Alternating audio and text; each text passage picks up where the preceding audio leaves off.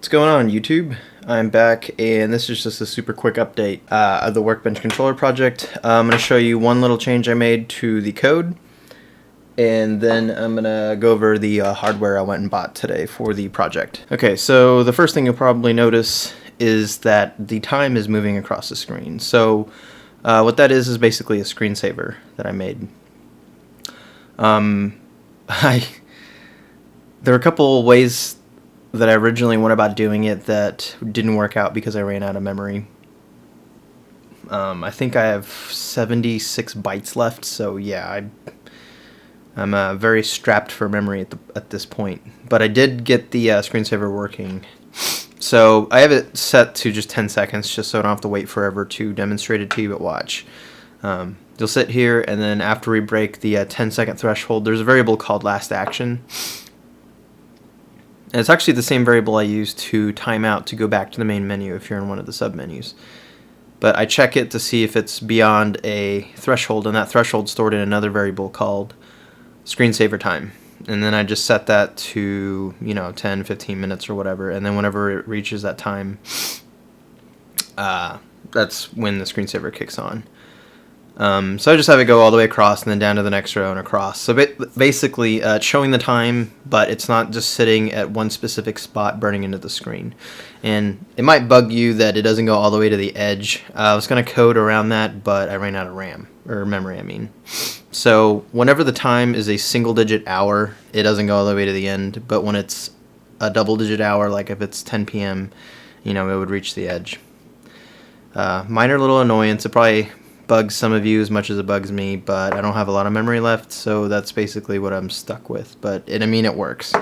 So basically when screensaver comes on, it'll be preventing screen burn-in, and I'll still be able to see the time, so I think it works pretty nicely.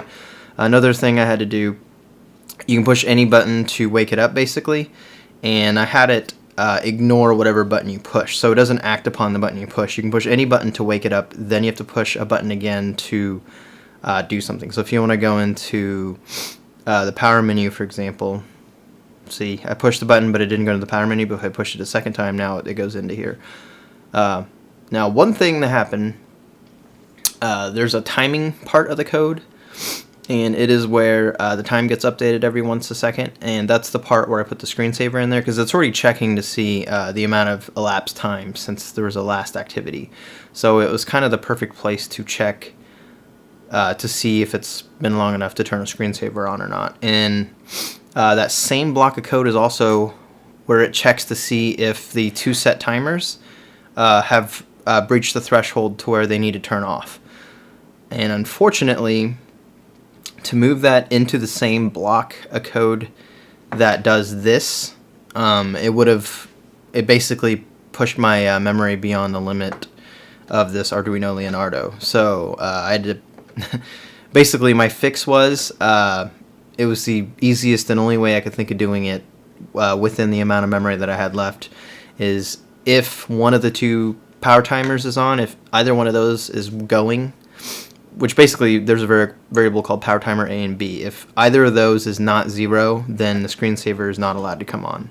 So we will demonstrate that. Let's see. Whoops. Gotta set a time first. Okay, set to 1 minute. LED lit on. And whenever it finishes counting down, actually look, see, we already passed 10 seconds, which is what the screensaver is set to, and then the screensaver is not turning on.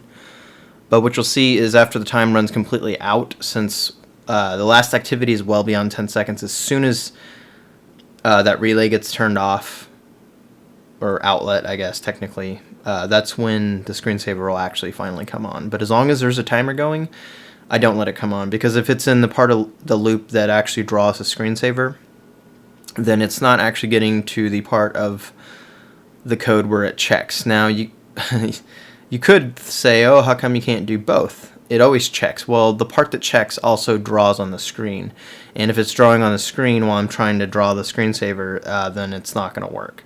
So as you see, we have 5 seconds left. Here, I'll put the light in the screen so you can see it turn off. Boom. Second after, screensaver turns back on. So as long as one or both of the power timers is on, Screensaver is not allowed to come on.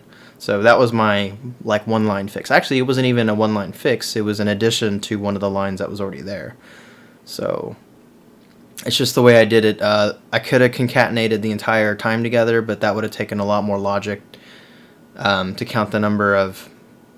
Well, that's too much to explain in a short video, but as you can see, now I have timer 2 set. It's well beyond 10 seconds, and it's still not on. So that is the only change I've made to the code that I can think of so far. So that's it. Now it is a screensaver. I just need to set it to a good value, like 15 minutes or something, for the final project. There's other crap I wanted to do with the code, but I ran out of memory, which sucks. It's really made me almost consider using a Due, because I have an Arduino Due, and this Arduino has 28K of memory for the actual code, and then the Arduino Due has 512, so it's got half a meg. So that's 25 times more memory than this thing has. So in that case, I would be able to use this for all kinds of stuff. Not to mention that I would have a crap load of leftover pins for, I could do a temperature sensor for the back of my instrument rack. I can measure current draw of all my instruments. I could do all kinds of crazy stuff, but maybe that'll be a project for another day. But for this current project, that's it for the software, I believe. That'll probably be exactly what you see in the final product. Moving along, I took a trip to Home Depot today, and first thing I picked up is a bunch of these things. I picked up different sizes. To me, if I'm not sure what size to get of something, I buy one of several. That way I don't have to make an extra trip back, because I don't even think this was $1. So, spending $2 extra for something I'll find use for in the future, to me was worth it. And that's basically just to pin these up so they're out of view. So that'll be a super easy one. I just need to get some screws and screw them up there. This is just for the wiring. I can't decide. What I'll probably do, twist the wires together, solder them, and then put this over. I'm really paranoid. I don't want to burn the damn house down from one of my own stupid projects. So I bought these. I don't know if I'll use them or not. Probably will over my soldered twisted pair, but we'll see. I bought this. I didn't even know Home Depot sold this kind of thing. It's basically a power cable. Really beefy. This will do 15 amps. I made sure I got the biggest one. They had some cheaper ones that they were for like 5 or 10 amps. And this end is just ready to go with whatever I need for my project. So this is freaking awesome. And then over here, I bought some grommets. So this one might be it. It might be too small. If it is, I'll have to use this one. But basically, it's just so when I drill a hole through the box that this is going to go in, put the grommet in it so the sharp, rough edges aren't going to fray the insulation off the wire and then start a fire. Because starting a fire is not something I want. So bought a bunch of grommets, and again, I didn't know what size to get. Because it's not just this going through it, it's also going to be the control wires from the Arduino to control the solid-state relays. So that's that. These are the outlets. I think you saw them in a previous video. And then I went and got covers to match them, because these are not the standard ones. Standard ones are flat on the top and the bottom, for the US anyways. These single outlets that I got are round, so I had to get matching plates. I originally wasn't going to use plates. I was thinking, oh, surely I can find a hole saw that fits that, but that's just more crap to buy. There might not be the perfect size for it. It's just something I don't want to mess with. So, anyways, I found this project box. What I liked about this specific one is that once I get everything mounted inside, it's got mounting screws. So I can actually take this and then mount it to the underside of my workbench, where it's completely out of sight. So even if it ends up being ugly, it won't even matter. And what you're looking at here is probably, you're thinking, holy crap, that's really ugly. This is a lid that came with it, and it's actually got a seal. So you got a little rubber seal to keep the elements out, and then I drilled, I didn't drill, I used to Dremel, but if anyone's ever tried to cut plastic with a high-speed tool, you get a lot of this melting, and so I need to get sandpaper or a file and get all this crap off of there. But it's basically for this. So that'll be close to the surface, and then that'll go over it. But as I'll show you, because of the plates, you don't actually, sorry, I can't do this with one hand.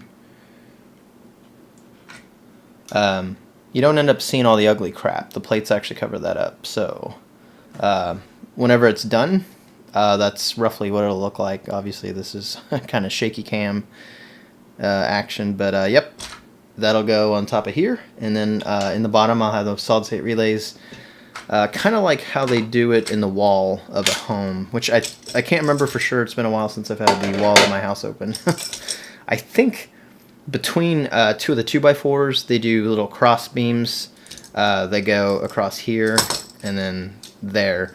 So what I'll probably do is get some 2x4 or 2x6 or something, and then cut a piece to put inside of there, across the top and the bottom, so that way I can set these in there. And then even between them, down at the bottom, there should be plenty of room for the solid state relays. And that's it. And I really want this thing to just be kind of out of the way, so not only am I mounting it to the bottom, I'm probably going to take it out to the garage and spray paint it black, probably as well as these covers. And then once it's all said and done, the wiring for this wiring will be what runs into this box, and it'll just be running underneath the workbench, and you won't even see it. And then then I got my soldering irons, well, iron and hot air, excuse me, the hot air and the soldering iron will be connected into that, and the Arduino will be controlling the power. So that's kind of a gist of the hardware for that, and hopefully the next video, I can't promise it'll be the complete finished product, but it'll most likely be an update to this box being done before I actually mount it and put it underneath the workbench and get it going. I can at least do a quick video to show you what the finished product looks like, at least for this half. Obviously, I still need to take all of that, put it in some kind of an enclosure, and mount it, as well as hide all the wires. So that'll be in the next video, so I'm guessing there'll probably be 2 more videos to this project. But that's it for this one. See ya.